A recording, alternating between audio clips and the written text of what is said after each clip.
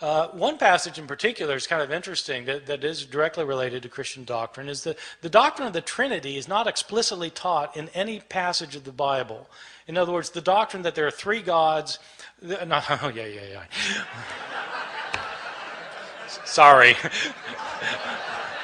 Dan Brown speaking once more.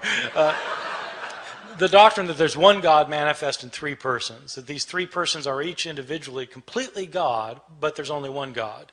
Not three gods, but one God, but not one person, three persons. So the three in one. This is not taught in any passage of the Bible except 1 John chapter 5, verses 7 and 8, in which the author says that there are three witnesses in heaven, the Father, the Word, and the Holy Spirit, and these three are one.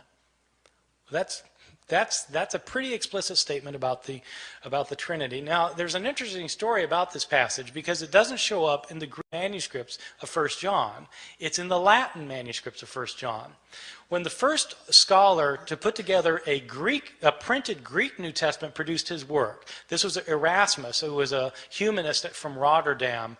In the year 1516, he put together for the first time the printed edition of the Greek New Testament. He didn't include the verse, because it wasn't in the manuscripts that he had.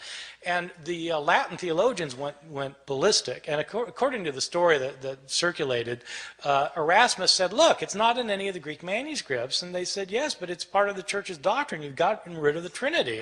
And Erasmus said, look, if you can produce a Greek manuscript that has it in it, I'll include it in my next edition. And so they produced a Greek manuscript.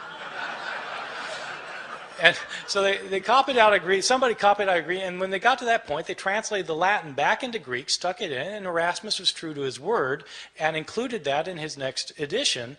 And it was on the basis of that edition that the King James Bible translators put the Bible into English. So that's why the verse showed up in the King James translation. So yeah, that certainly affects doctrine.